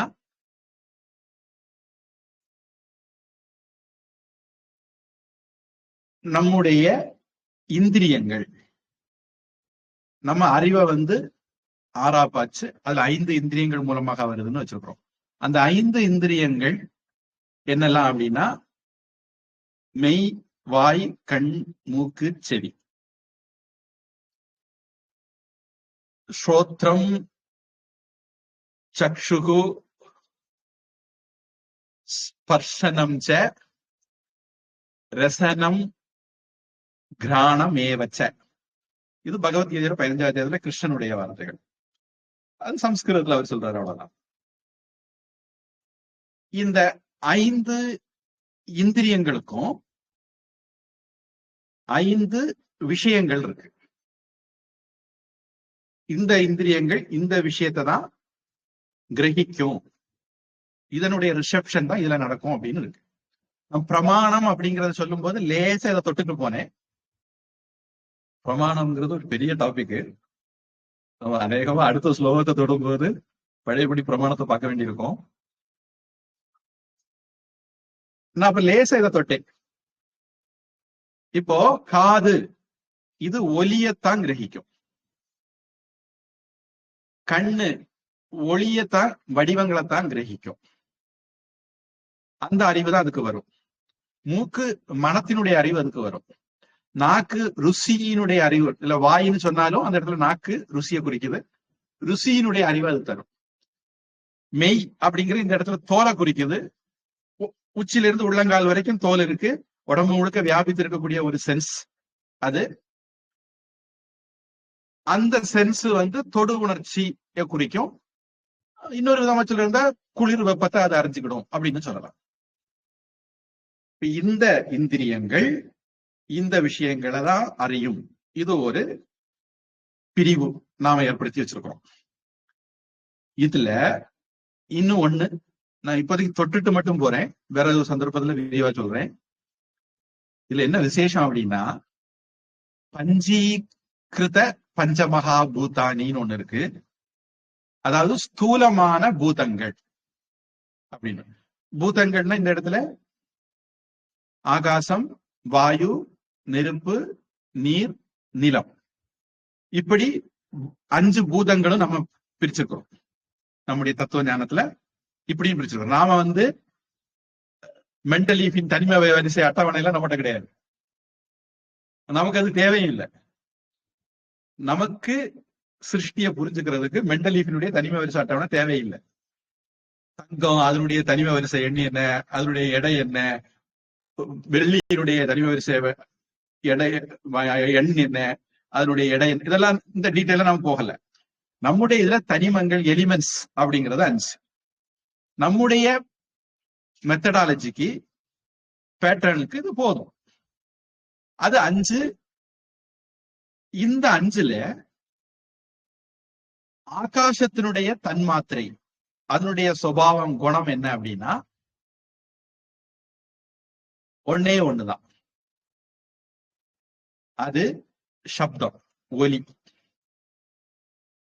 அதனால பொதுவா இந்த வார்த்தைகளை அந்த 5ஐயும் பயன்படுத்தக்கூடியவங்க, மெய்வாய் கண்மூக்கு செவி பயன்படுத்தக்கூடியவங்க, சுவை ஒளி ஊறு ஓசை நாற்றம் அதை பயன்படுத்தக்கூடியவங்க, பஞ்சபூதம் பயன்படுத்தக்கூடியவங்க இத முடிஞ்ச வரைக்கும் ஒரு ஆர்டர்ல பயன்படுத்த பார்ப்பாங்க. சில சமயங்களில் செய்யுள் எழுதும் போது கொஞ்சம் சிக்கல் இருந்ததுன்னா கொஞ்சம் முன்ன பின்ன பயன்படுத்துவாங்க. நம்ம அதை ஆர்டர் பண்ணி புரிஞ்சுக்கணும். இப்ப ஆகாசத்தினுடைய தன்மாத்திரை ஒலி, வாயுவினுடைய தன்மாத்திரை இந்த வாயு ஆகாசத்திலிருந்து பிறந்தது, உற்பத்தி ஆச்சுது அப்படிங்கிறது நம்முடைய சயின்ஸ். இந்த சயின்ஸ் படி இது இதுல இருந்து வந்ததுனால, ஆகாசத்துல இருந்து காற்று வந்ததுனால ஆகாசத்தினுடைய குணமான சப்தமும் அதுல உண்டு. ஆகாசத்துக்குன்னு ஒரு தன்மாத்திரை, அது தொடு உணர்ச்சி. அடுத்தது இந்த ஆகாசத்திலிருந்து நெருப்பு வருது. தஸ்மாத் ஏ தஸ்மாத் ஆத்மன ஆகாஷ சம்பூத, கடவுள்கிட்ட இருந்து ஆகாசம் வந்தது. ஆகாஷாத் வாயு வாயோரக்னிஹி அக்னேராபக அத்ய பிருத்திவி. இப்படின்னு தைத்திரிய உபநிஷத்துல வருது, பல இடங்கள்ல வருது, ஒரு இடத்துல நான் சொன்னேன். இப்போ இந்த வாயுல இருந்து நெருப்பு வந்ததுனால ஒலி, தொடு உணர்ச்சி ரெண்டும் இதுல இருக்கு. அம்மா அப்பா குணங்கள் பிள்ளைகிட்ட இருக்கும்ல, அது மாதிரி அந்த ரெண்டும் இருக்கும். கூடுதலாக இதுக்கு ரூபம், வடிவம் அப்படிங்கிறதும் உண்டு. சில சமயங்கள்ல அக்னிக்கு ரொம்ப முக்கியத்துவம் ஏன் கொடுத்திருப்பாங்கன்னா, முதல்ல நாம பார்க்க முடிஞ்ச கடவுள் இவரு. அதனால சில இடங்கள்ல அக்னிக்கு ரொம்ப முக்கியத்துவம் கொடுத்திருக்கும், கடவுளுக்கு சமமான இடம் கொடுத்திருக்கும். உருவ கடவுள்ல முதல் கடவுள் இவருங்கிறதுனால. சரி, அது இன்னொரு விஷயம். இப்போதைக்கு அடுத்தது, இந்த வரிசையில நெருப்புல இருந்து நீர் வந்தது. இது ரொம்ப ஆச்சரியமா இருக்கும். நெருப்புல இருந்து நீர் எப்படி வர முடியும் நம்ம நினைப்போம். நம்முடைய தத்துவ ஞானம் அதை அப்படித்தான் வரிசைப்படுத்தி இருக்கு. ஏன் அப்படி வரிசைப்படுத்தி இருக்கு அப்படின்னா, நீர்ல 4 குணங்கள் இருக்கிறத பாக்குறோம். ஒலி இருக்கு, தொடு உணர்ச்சி இருக்கு, உருவம் இருக்கு, 4வதாக ருசியும் இருக்கு. இந்த நீர்ல இருந்து பிருத்திவி வந்தது அப்படின்னு சொல்றோம். ஏன்னா இதுல இந்த 4 குணமும் இருக்கு, 5வதாக மனமும் இருக்கு. அப்போ இந்திரியங்கள், ஞான இந்திரியங்கள், அந்த இந்திரியங்கள்ல வேற கர்மேந்திரியங்கள் இருக்கனால ஞான இந்திரியங்கள் சொல்லிக்குவோம். ஞான இந்திரியங்கள் இருக்கு, அதனுடைய விஷயங்கள் இருக்கு, பஞ்சபூதங்களுக்கும் இதுக்கும் சம்பந்தமும் இருக்கு. இது கொஞ்சம் ஓவரா உங்களுக்கு சொல்றேன். ஆனா இன்னைக்கு இல்லாட்ட நாளைக்கு என்னைக்கு ஒரு நாள் இதை பத்தி சொல்ல வேண்டியிருக்கிறாரு. இன்னைக்கு தொட்டு வச்சிருக்கேன், அளவா இன்னும் போகல, தொட்டு வச்சிருக்கேன். இதுதான் மாத்ராகா ஸ்பர்ஷாகா அப்படிங்கிற. இங்க வந்து நம்ம பூதங்களை பத்தி கவலைப்படல, அதுல இருந்துதான் இந்த சப்தாதிகள் வந்தது. சுவை, ஒளி, ஊறு, ஓசை, நாற்றம் அப்படிங்கிற 5 வந்தது. அதை நாம பஞ்சபூதங்களை ஒதுக்கிட்டு இப்ப இந்த 2 மட்டும் கான்சென்ட்ரேட் பண்றோம். மாத்ராகா ஸ்பர்ஷாகா, இந்திரியங்கள், இந்திரியங்களுடைய விஷயங்கள். அப்போ விஷயங்கள் மாத்ராகா அப்படிங்கிறத விஷயங்கள்னு வரேன். ஸ்பர்ஷாகா அப்படிங்கிறது விஷயங்கள் அப்படின்னு எடுத்து, சப்தம் முதலானவைகள் அப்படின்னு எடுத்தா, மாத்ராகா அதை அறியக்கூடியவைன்னு எடுத்து, இத 2ஆகவும் 5 இந்திரியங்களும் 5 இந்திரிய விஷயங்களும் அப்படியும் நாம அர்த்தம் எடுத்துக்கலாம். இப்ப இதுவரைக்கும் நான் சொன்னது புரியலைன்னா மறுபடியும் சொல்றேன். இந்திரியங்களும் இந்திரிய விஷயங்களும் ரெண்டுமே சுகத்தையோ துக்கத்தையோ குளிரையோ வெப்பத்தையோ தரலாம், அப்படி அர்த்தம் எடுக்கிறது ஒரு விதம். இந்திரிய விஷயங்கள் அல்லது இந்திரியங்கள் 2ல 1, அதன் மூலமாக பொதுவா இந்திரியங்கள் எடுத்துக்கலாம். அதுல இருந்து சீத உஷ்ண சுக துக்கம் எல்லாம் வரும் அர்த்தம் எடுத்துக்கிறது இன்னும் 2 விதமாவும் அர்த்தம் எடுத்துக்கலாம் அப்படிங்கிற ஒரு பாசிபிலிட்டிய நம்ம இதுல சொல்றோம் இந்த ஸ்லோகத்துல. அவ்வளவுதான். இதுல சீதோஷ்ண சுக துக்க அது 2ஐயும் ஏன் சொன்னாங்க, 2ஐயும் சொல்லணுமா அப்படின்னு. இந்த சீதம் உஷ்ணம் வந்து மாறக்கூடிய சுபாவம் உள்ளது. அதாவது சில சமயம் அது சுகத்தை தரும், சில சமயத்துல அது துக்கத்தை தரும். போன வகுப்புல அந்த விஷயத்த நான் சொன்னேன். குளிர் வெப்பத்துக்கு ஓரொரு சமயத்துல ஓரொரு விதமான ரிசல்ட் தரக்கூடிய தன்மை உண்டு. ஆனா சுக துக்கம் அப்படிங்கிறது அப்படி இல்லை. அது எப்பவுமே பெர்மனண்டா சுகம் சுகம் தான், துக்கம் துக்கம் தான். அதுக்கு மாறக்கூடிய இது இயல்பு கிடையாது. அதனால கிருஷ்ணன் 2 செட்டாட்டு அத சொல்லி வச்சிருக்கிறார் அப்படிங்கிறது அதுல புரிஞ்சுக்க வேண்டிய இன்னொரு நுட்பம்.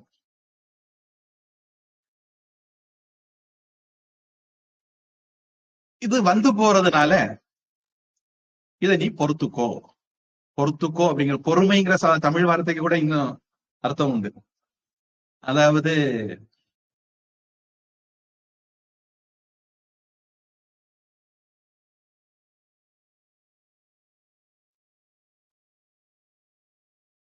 யாராவது ஒருத்தருக்கு வேண்டி எதிர்பார்த்து இருக்கிறோம், அது வரலைன்னா கொஞ்ச நேரம் பொறுத்து இருப்போம், வெயிட் பண்ணுவோம் அப்படிங்கிற அர்த்தமும் உண்டு.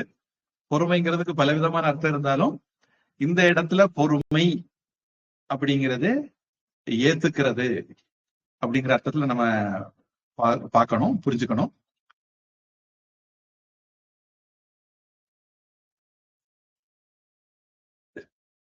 இதுல இன்னும் சில விஷயங்கள் இருக்கு.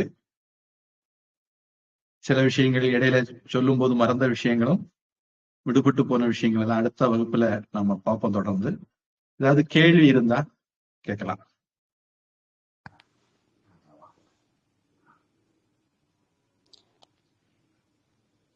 ஹரி ஓம். கேக்குதுங்களா? கேக்குது. யத்பாவோ தத் பவதி. இது you know like negative attracts negative, positive attracts positive அப்படின்னு சொல்றாங்களே. So what you think is what you become அப்படின்னு சொல்லலாம்.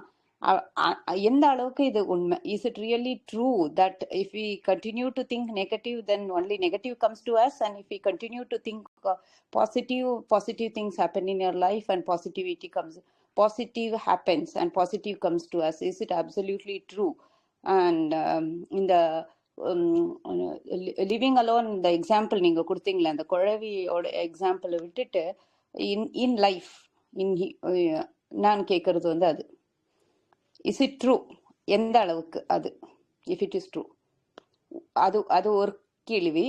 அப்புறம் இன்னொரு கேள்வி, இஃப் நம்ம வாழ்க்கையில சஃபர் பண்றது அல்ல வாட் எவர் வி அண்டர்கோ நம்மளுடைய கர்மான்ற பட்சத்துல then why is Jyotisha studied as a shastra? இந்த இதுல பாத்தீங்கன்னா வேத ஒன் ஆஃப் த இதுல Jyotisha shastra is a subject, it's a discipline, ஸ்டடியே இருக்கு. அப்போ அப்படி இருக்கும்போது வை ஆர் வி ஸ்டடிங்? அதையும் படிக்கிறோம். அப்படி அதுக்கும் இப்ப சனி தசைக்கும் நம்மளுடைய வாழ்க்கையில நம்ம அனுபவிக்கிறது வந்து நம்மளுடைய பிராரப்தா சஞ்சிதா ஆகாமி ஏதோ ஒண்ணு இருக்கு. And it is because of that we are suffering. அப்படி இருக்கக்குள்ள நம்ம ஏன் ஜோதிஷ சாஸ்திரம் படிக்கணும்?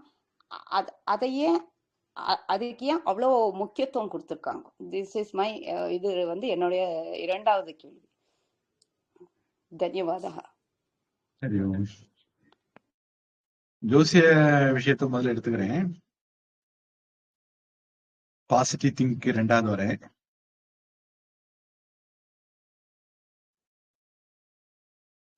நமக்கு வேத அங்கங்கள், அதாவது சப்ளிமெண்டரி ஸ்டடின்னு வேணா எடுத்துக்கலாம். வேதம் படிக்கிறவங்க வேத அங்கங்களும் படிக்கணும். சொல்ல போனா வேத அங்கங்கள் வேதத்தை புரிஞ்சுக்கிறதுக்கு ரொம்ப முக்கியம். முதல்ல வேத அங்கங்கள் தான் படிக்கணும், அப்புறம் தான் வேதம் படிக்க முடியும். ஏன்னா வேத அங்கங்கள்ல வரக்கூடியது சிக்ஷா, கல்பம், வியாக்கரணம், நிருத்தம், சந்தஸ், ஜோதிஷம். சிக்ஷா எப்படி ஒரு எழுத்தை உச்சரிக்கிறது அப்படிங்கிறது. அடுத்தது கல்பம் அப்படிங்கிறது அந்த வேத மந்திரங்களை எப்படி பிரயோகம் பண்றது, ஒரு பூஜை ஹோமம் இந்த மாதிரி விஷயங்களை பயன்படுத்துறது அப்படிங்கிறது. அது நம்ம 6வதா கூட வச்சுக்கலாம் புரிஞ்சுக்கிறதுக்கு. அவங்க ஒரு ஆர்டர் சேர்க்குக்காக வேண்டி அதை அப்படி 2வதா வச்சிருக்காங்க. 2வதா வியாக்கரணம், சொற்கள் சொற்களுடைய காம்பினேஷன்ல வார்த்தைகள் வருது. இந்த வார்த்தைகள் எப்படி ஃபார்ம் ஆகுது அப்படிங்கிறத சொல்லக்கூடியது வியாக்கரணம். இனி வார்த்தைகள் ஃபார்ம் ஆயிட்டு இந்த வார்த்தைகளுக்கு அர்த்தங்கள் எப்படி வருது அப்படின்னுங்கிறத சொல்லக்கூடியது நிருக்தம். அதுக்கப்புறம் இந்த வார்த்தைகள் எப்படி கோர்வையாக கட்டமைக்கப்படுது அப்படிங்கறத சொல்றது சந்தஸ். அடுத்தது ஜோதிஷம். ஜோதிஷம்ங்கிறது பொதுவா அஸ்ட்ரானமி. நம்ம நாட்டை பொறுத்த வரைக்கும் ஜோதிஷத்தினுடைய முக்கிய இது நோக்கம் வந்து அஸ்ட்ரானமி. வேதத்துல அமாவாசைக்கு இதை பண்ணு, பௌர்ணமிக்கு இதை பண்ணு, அஷ்டமிக்கு இதை பண்ணு, நவமிக்கு இதை பண்ணு, இந்த மாதிரி நிறைய விஷயங்கள் இருக்கு. அப்போ உங்களுக்கு அஷ்டமி எது, நவமி எது, அமாவாசை எது, பௌர்ணமி எதுன்னு தெரியணும். அது எப்ப ஆரம்பிக்குதுன்னு தெரியணும். இந்த மாதிரியான ஒரு சயின்ஸ் தான் பேசிக்கா ஜோதிஷம் அப்படிங்கிறது. வேதத்துல அதனுடைய இம்பார்ட்டன்ஸ் அதுதான். ஆனா சில பேரு தாத்தா பேரன்கிட்ட இருந்து கடன் வாங்கினாங்கன்னு கதை சொல்றது மாதிரி, அதாவது அறிவு ஞானத்தை கடன் வாங்கினான்னு சொல்றது மாதிரி, நம்ம கிரேக்கு ரோமும் கிட்ட இருந்து ஜோதிஷத்தை கடன் வாங்கணும்னு சொல்றாங்க. எனக்கு தெரிஞ்ச அளவுல பிருகு மகரிஷி அவருடைய காலத்துல இருந்தே ஜோதிஷம், அதாவது ப்ரெடிக்ஷன் சைட் சொல்றேன் நான் இப்போ சொல்றேன். இந்த ஜோதிஷம் அப்படிங்கிற ஃபீல்டு பிருகு மகரிஷியில இருந்து இந்த அவர்கிட்ட இருந்தே தொடங்கி வருது. அவர் அதுக்கு நிறைய எந்திரங்கள் எல்லாம் கூட நிர்மாணிச்சிருக்கிறாரு அப்படிங்கிற மாதிரி சில தகவல் எல்லாம் இருக்கு. அப்புறம் பராசர், வியாசருடைய அப்பா, பகவத்கீதையை எழுதினது வியாசர், மகாபாரத்தை எழுதினது வியாசர், வேதங்களை தொகுத்தவர் வியாசர், புராணங்களை எழுதினவர் வியாசர். இந்த வியாசருடைய அப்பா பராசரர். அவரு அத ரொம்ப ஒரு சிறந்த புத்தகமாக வடிவமைத்து வெளியிட்டாருன்னு தெரியுது, பிருகத் பராசர ஹோரா அப்படின்னு. இதுல இருந்துதான் நம்ம ப்ரெடிக்ஷன் பார்ட்டுக்கு வரோம். இதுல வந்து நாம நம்முடைய முன் ஜென்மத்தை, அது அஸ்ட்ராலஜியுடைய திறமையை பொறுத்து, முன் ஜென்மத்தை அனுமானிக்கிறது, முன் காலத்தை அனுமானிக்கிறது, இப்போ என்ன ஸ்திதியில இருக்கிறோங்கிறத புரிஞ்சுக்கிறது, இனி ஃபியூச்சர்ல என்ன நடக்க சான்ஸ் இருக்கு அப்படின்னு புரிஞ்சுக்கிறது, இதுக்கெல்லாம் அது உதவுது. ஒன் சோல் மெனி பாடிஸ் அப்படின்னு ஒரு புத்தகம், அந்த புத்தகம் மட்டும் நான் படிச்சிருக்கேன். அவர் இந்த மாதிரி நிறைய புத்தகம் எழுதியிருக்காரு. அவர் ஒரு சைக்கோ தெரபிஸ்ட்னு சொல்லலாம். அவர் மனுஷங்களை அவங்களுடைய முன் ஜென்மத்துக்கும் கூட்டிட்டு போவார், இனி வரப்போற ஜென்மங்களுக்கும் கூட்டிட்டு போவார். வழக்கமா முன் ஜென்மத்துக்கு கூட்டிட்டு போறவங்க நிறைய பேர் இருக்காங்க, எனக்கு தெரியும். வரப்போற ஜென்மங்களுக்கு கூட கூட்டிட்டு போகக்கூடிய ஒரு ஆளு. ஒரு கல்யாண மண்டபத்துல ஒரு 1000 பேரை உட்காத்தி வச்சுக்கிட்டு ஒரே டைம்ல எல்லாரையும் அவங்க முன் ஜென்மத்துக்கு போக வச்சிருவாங்க. வழக்கமா எல்லாரும் ஒரு ஆளை உட்காத்தி வச்சு பண்ணுவாங்க. இவர் ஒரு குரூப் ஆஃப் பீப்புளையே கூட அப்படி பண்ணுவாரு அப்படின்னு சொல்லுவாங்க. அந்த ஆத்தர் பேரு எனக்கு ஞாபகம் இல்லை, ஏதோ அமெரிக்கக்காரர் வெள்ளக்காரர் பேருங்கிறத ஞாபகத்துல இல்லை. புக்கு இன்னைக்கு கூகுள் மாமாட்ட கேட்டா அவர் சொல்லிடுவார், ஒன் சோல் மெனி பாடிஸ். கேட்டா வேதாந்த மாதிரி இருக்கு தலைப்பு. அவருடைய எல்லா புத்தகங்களும் இந்த மாதிரி தான் இருக்கும். அவருடைய ரிசர்ச், சைக்காலஜி ரிசர்ச் பெற அவர் முடிவு பண்ணது, ஆத்மா ஒண்ணு, உடம்பு தான் வேற, ஒரே ஆத்மா தான் வேற வேற ஜென்மங்கள், ஒரே ஜீவாத்மா தான் வேற வேற ஜென்மங்கள் எடுக்குது. இந்த மாதிரி ஒரு கருத்தை தான் அவர் சொல்றாரு. அவர் ரிசர்ச் பண்ணி அதை சொல்றாரு. அதுல ஒரு பார்ட் என்னன்னா, ஒரு நபரை அவரு ரிசர்ச்சுக்கு உட்படுத்தும் போது அந்த ஆள் ஃபியூச்சரை பத்தி ஒரு கேள்வி கேட்கிறார். அப்ப இவரை ஃபியூச்சர்ல கூட்டிட்டு போறார். நீ இந்த முடிவு எடுத்தால், ஒரு சோவை கல்யாணம் பண்ணினால் வாழ்க்கை இப்படி போகும், கல்யாணம் பண்ணாட்டால் வாழ்க்கை இப்படி போகும் அப்படின்னு ரெண்டையுமே பார்க்க வைக்கிறார். அப்படி ஒரு சம்பவத்தை அவரு டாக்குமெண்ட் பண்றாரு. கிட்டத்தட்ட இத மாதிரியான ஒரு இதுதான் இந்த ஒரு பேட்டர்ன், கிரகங்கள் நட்சத்திரங்களுடைய பேட்டர்னை இருந்து அதை ஒரு டிசைன் பண்ணிட்டு இதுல இருந்து சில விஷயங்களை நம்ம கணிக்க முயற்சி பண்றது. இது சயின்ஸ் மாதிரி இதுவும் ஒரு வளரக்கூடிய துறை அப்படிங்கறத என்னுடைய அபிப்பிராயம். அதாவது நமக்கு வேதாந்தம் வந்துட்டா அது ஒரு கம்ப்ளீட் ஃபீல்டு. இனிமேல் இதுல புதுசா கண்டுபிடிச்சு இம்ப்ரூவ் பண்றதுக்குலாம் எதுவும் இல்லை. ஆனா சயின்ஸ் சைடு வந்துட்டோம் அப்படின்னா இந்த ஜோசியம்ங்கிறது ஒரு சயின்ஸ் தான். அதுல இம்ப்ரூவ்மெண்ட்டுக்கு வாய்ப்பு இருக்கு, புதிய இன்வென்ஷனுக்கு வாய்ப்பு இருக்கு, எல்லாத்துக்குமே வாய்ப்பு இருக்கு. இது வரைக்கும் வந்தது என்ன நம்ம பார்த்திருக்கிறோம். இதுல நாம ஒருத்தருடைய வாழ்க்கையை பத்தி ப்ரெடிக்ட் பண்ண முடியுது. ஆனால் விதிய நாம கெஸ் பண்ண முயற்சி பண்றோம். ஆனால் மதின்னு ஒண்ணு இருக்கு, அதையும் நம்முடைய பெரியவங்க ஒத்துக்கிட்டு இருக்காங்க. நாம நம்முடைய பகவான் கொடுத்த ஃப்ரீ வில்ல யூஸ் பண்ணினால் நம்மால நம்முடைய ஜாதக அமைப்பை மாற்ற முடியும். மார்க்கண்டேயன் மாதிரிப்பட்ட கதைகள் நமக்கு ஒரு உதாரணம், சாவித்திரி மாதிரிப்பட்ட கதைகள் ஒரு உதாரணம். அதனால இது ஒரு சஜஸ்டிவ் ஃபீல்டே தவிர முடிந்த முடிவான ஒரு இதுன்னு ஜோசியத்தை நம்ம சொல்ல முடியாது. இதுல ரெண்டு பக்க கட்சிக்கும் ஆள் இருக்கு. நரேந்திர மோடி அவருக்கு சனி தசை வந்த போதுதான் பிரதமரானாரு. சனி தசையே மோசம்னு, அது அவங்க ஜாதகத்துடைய கட்டங்கள்ல யார் யார் எங்க உட்கார்ந்து இருக்காங்கிறத பொறுத்து ஒவ்வொரு கிரகம் ஒவ்வொரு மாதிரியான பலன் கொடுக்கும். பொதுவா சுக்கிர தசைன்னா எல்லாருக்கும் நல்லதுன்னு நினைக்கிறோம். எனக்கு தெரிஞ்சு ஒரு அம்மாவுக்கு சுக்கிர தசை வந்தது, அதுல இருந்து அந்த அம்மா படாத பாடு, 20 வருஷமா படாத பாடுபட்டு, நான் அவங்கள பார்க்கும்போது 20வது வருஷம் நடந்துட்டு வந்தது. அதுல ஒண்ணும் கவலைப்படாதீங்க, இனிமேல் எல்லாம் நல்லா இருக்கும் அப்படின்னு சொல்லிட்டு வந்தேன். ஏன்னா 20 வருஷம் முடிய போகுது இல்ல, அதனால அது ஜோசியம் அப்படிங்கிறது ரொம்ப நாம ஒரு அளவுக்கு மீறி நம்பக்கூடிய விஷயம் இல்ல. கடவுளை நம்புவோம், நம்முடைய முயற்சியை நம்புவோம், அதுதான் பெட்டர். ஜோசியத்துல தெரிஞ்சுக்கலாம் என்ன பாசிபிலிட்டி இருக்குன்னு தெரிஞ்சுக்கிட்டு அதுக்கேற்ற மாதிரி நம்முடைய ஸ்ட்ராட்டஜியை நாம முடிவு பண்ணலாம். அப்படிங்கிறதுதான் ஜோசியத்தை பொறுத்த வரைக்கும் நான் கொடுக்குற முக்கியத்துவம். சிவனை கும்பிடுறதுக்கு பதிலா நவக்கிரகத்தை கும்பிட போறது, கடவுளை கும்பிடுறதுக்கு பதிலா நவக்கிரகத்தை கும்பிட போறது ரொம்ப ஓவர்.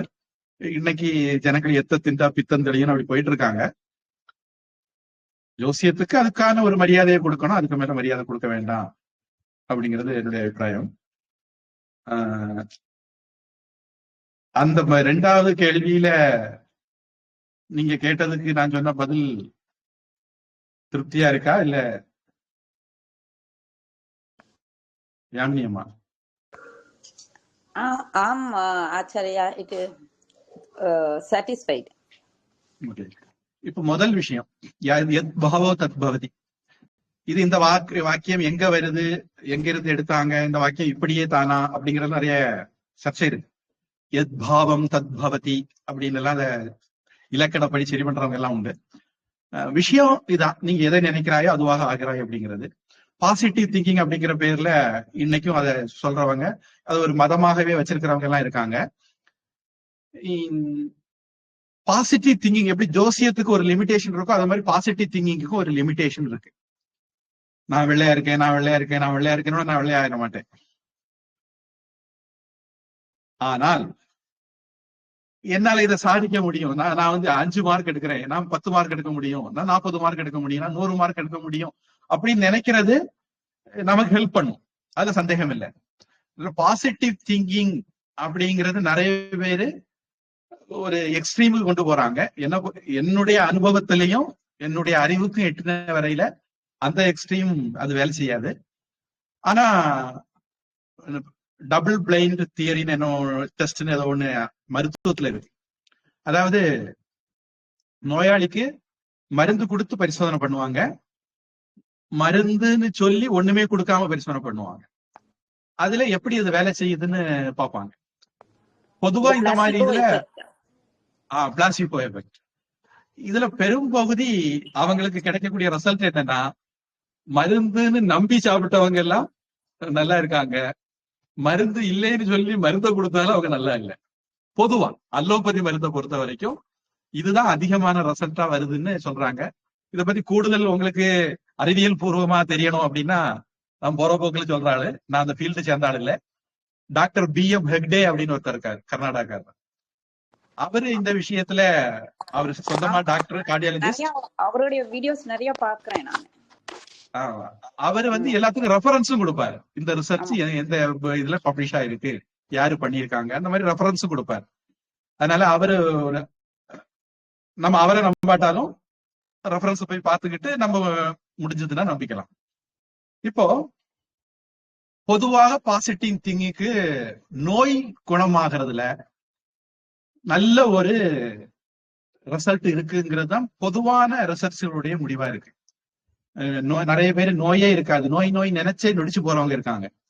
சில பேருக்கு நோய் இருக்கும், ஆனா அவங்க நான் நல்லா தான் இருக்கேன் இப்ப அப்படி நினைச்சுக்கிட்டு நல்லாவே இருந்து போறதெல்லாம் பாக்குறோம். அந்த ஒரு பிரயோஜனம் அதுக்கு இருக்கு. ஆனா அதுக்காக வேண்டி என்கிட்ட இருக்கிறது கல் இல்ல வைரம், வைரம் வைரம்னா கல்லு ஒரு நாள் வைரம் ஆகாது. அந்த எக்ஸ்ட்ரீமுக்கும் போக முடியாது. ஜோசியம் பாசிட்டிவ் திங்கிங் ரெண்டுக்குமே எனக்கு தெரிஞ்சு சில லிமிடேஷன் இருக்கு.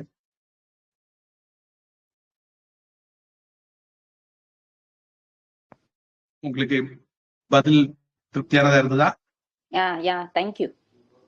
தேங்க்யூ. ஹரிஓம். தம்பி, இந்த ப்ராக்டிக்கல் பாசிட்டிவ் நெகட்டிவ் அதை விட ப்ராக்டிக்கலா இருக்கிறது பெட்டர் அப்படின்னு எனக்கு தோணுது. நீங்க பேசுறது கொஞ்சம் விட்டு விட்டு கேக்குது.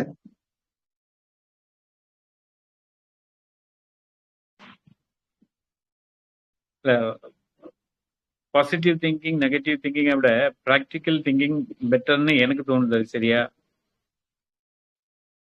அதாவது மனுஷங்க பல விதம் இருக்கிறதுனால சில பேர் இந்த இன்ஃபீரியாரிட்டி காம்ப்ளெக்ஸ் பிரச்சனையில இருப்பாங்க.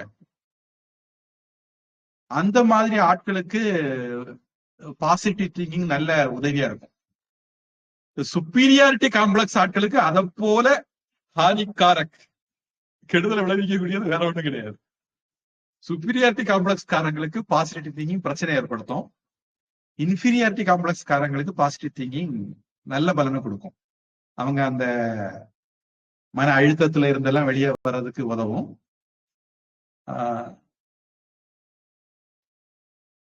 அதனால மனுஷங்க சைக்காலஜி பல விதமா இருக்கிறதுனால ஒவ்வொருத்தருக்கும் ஒவ்வொரு விதமான மருந்து தேவைப்படும். அதுக்கேற்றது மாதிரி நாம மருந்து கொடுத்துக்கலாம். இயல்பா இருக்கிறவங்களுக்கு பிராக்டிக்கல் திங்கிங் தான் ஒத்து வரும். எந்த எக்ஸ்ட்ரீமும் போகாம இருக்கிறதா பொதுவா எல்லாருக்கும் சரி. ஆனா விதி விலக்காட்டு சில பேர் இருக்கிறதுனால தாழ்வு மனப்பான்மையில இருக்கிறவங்களுக்கு அவங்களுக்கு கொஞ்சம் பூஸ்ட் பண்ணது தானே வேணும். இப்ப சுத்தி இருக்கிறவங்க ஒரு குழந்தை இருக்கு, நல்லா படிக்கல, நல்லா பெர்ஃபார்ம் பண்ணல, அதை குழந்தைய நம்ம ஊக்குவிச்சோம்னா அந்த குழந்தை அந்த கிஃப்ட் எல்லாம் கொடுக்குறோம். அது 5 மார்க் வாங்கின உடனே கிஃப்ட் கொடுக்குறோம். நியாயமா 50 மார்க்காவது வாங்கியிருக்கணும். இருந்தாலும் 5 மார்க் ஒரு கிஃப்ட் கொடுத்தா அந்த கிஃப்ட்டுக்காக வேண்டி அது இன்னும் கொஞ்சம் படிக்க முயற்சி பண்ணோம். அந்த மாதிரி ஒரு பிராக்டிக்கல் வியாபகாரிக பிரயோஜனங்கள் அதுக்கு இருக்கு. அந்த அளவில் அதை பயன்படுத்திக்கலாம்.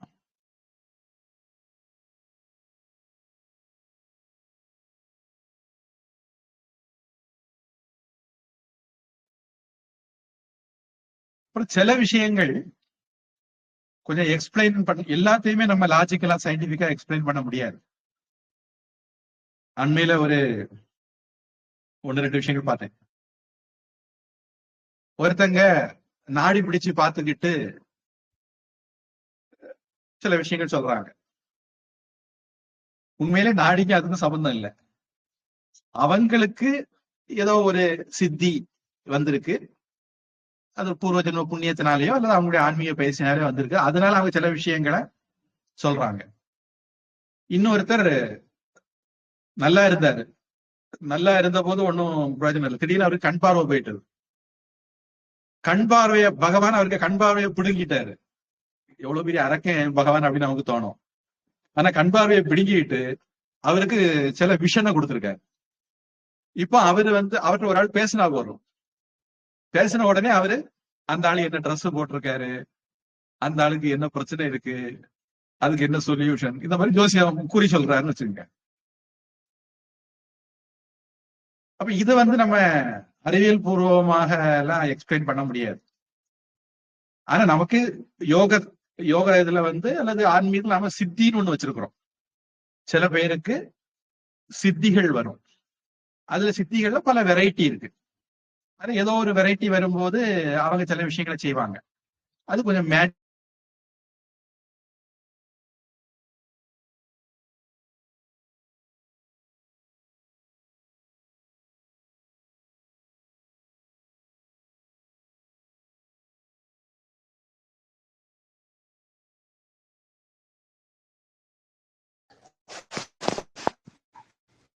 ஃப்ரோசன்.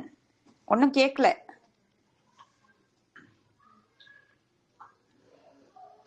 ராம்ஜி, உங்க வீடியோ ஃப்ரீஸா இருக்கு, ஆடியோவும் இல்ல.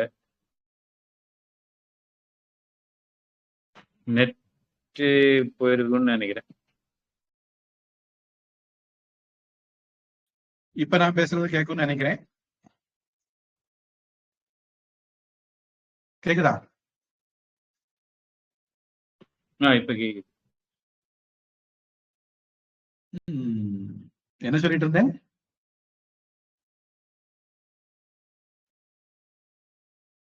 சித்தியை பத்தி. ஆமா, நமக்கு சித்திகள் அப்படின்னு நமக்கு நிறைய வெரைட்டி இருக்கு. இதுல நவீன சிந்தனையாளர்கள் அல்லது ரேஷனல் திங்கர்ஸ் அப்படிங்கிறவங்க என்ன பண்றாங்க, இந்த சித்திய ஏமாத்து வேலை அப்படிங்கிற மாதிரி, கண்கட்டு வித்தை அப்படிங்கிறது மாதிரி சொல்றவங்களும் இருக்காங்க. கண்கட்டு வித்தைங்கிற ஒண்ணும் உண்டு, அது நான் இல்லைன்னு சொல்ல வரல. ஆனா நம்முடைய மனச நாம பல விதமா பயன்படுத்த முடியும். நம்ம மனசுக்கு சில எக்ஸ்ட்ராடினரி கெப்பாசிட்டி இருக்கு அப்படிங்கிறது என்னுடைய அபிப்பிராயம்.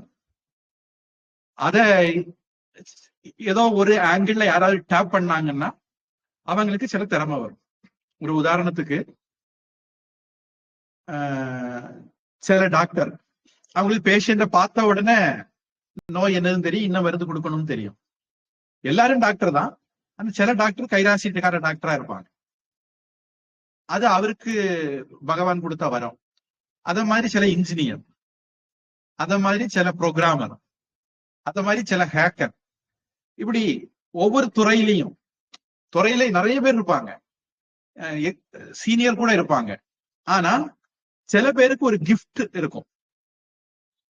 அவங்க சின்ன வயசா இருந்தா கூட, எக்ஸ்பீரியன்ஸ் குறைவா இருந்தா கூட, அவங்க அதை பர்சீவ் பண்றது, அதுக்கு சொல்யூஷன் கொடுக்கறது, ஹேண்டில் பண்றதெல்லாம் கொஞ்சம் யூனிக்கா இருக்கும். அவங்க அதை கொண்டு பிறந்தவங்க. இந்த மாதிரியான ஒரு ஆங்கிள் இதுக்கு இருக்கு. அதனால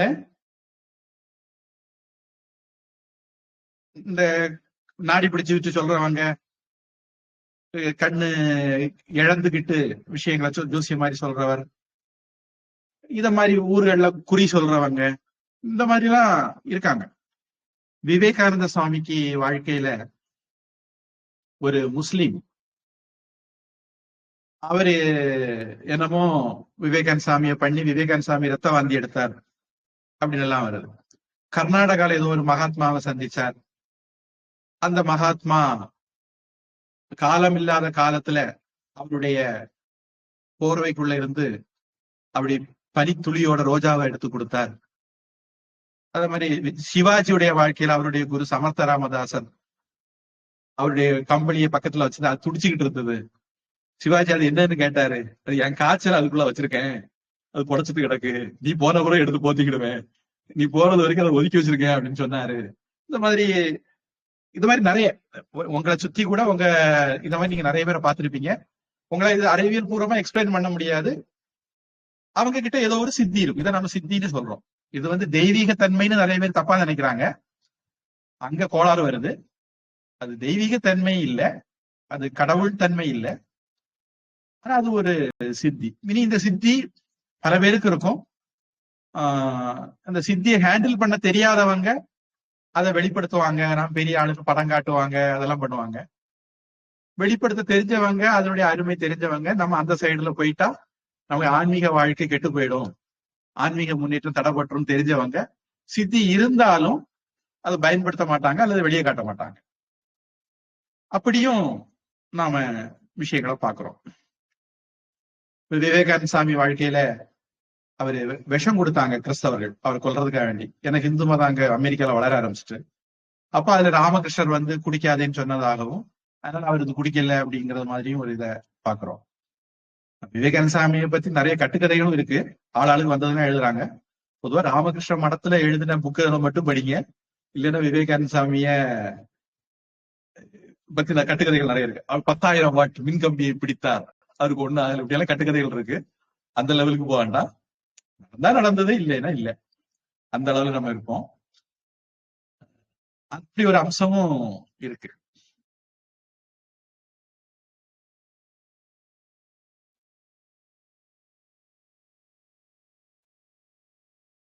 சரி, தொடர்ந்து அடுத்த வகுப்புல பார்ப்போம். பிரார்த்தனை. ஓம் வான்முற்றில் வழாது பெய்க, மலிவளம் சுரக்க, மன்னன் கோன்முறை அரசு செய்க, குறைவிலாது உயிர்கள் வாழ்க, நான்மறை அறங்கள் ஓங்க, நற்றவம் வேள்வி மல்க, மேன்மை கொள் செய்வ நீதி விளங்குக உலகமெல்லாம். சர்வ தர்மான் பரித்யஜ்ய மாமேகம் சரணம் வ்ரஜ, அகம் த்வா சர்வ பாபேभ्यः மோக்ஷயிஷ்யாமி மா சுசः. यत्र योगेश्वरः कृष्णः यत्र पार्थो धनुर्धरः तत्र श्रीर्विजयो भूतिः ध्रुवा नीतिर्मतिर्मम. हरिः ओम् तत्सत्. सर्वं ब्रह्मार्पणमस्तु. श्रीकृष्णार्पणमस्तु. நான் ஒரு முயற்சி பண்ணினேன், அது சரியா வரலைன்னு நினைக்கிறேன், எதிர்பார்த்தது மாதிரி.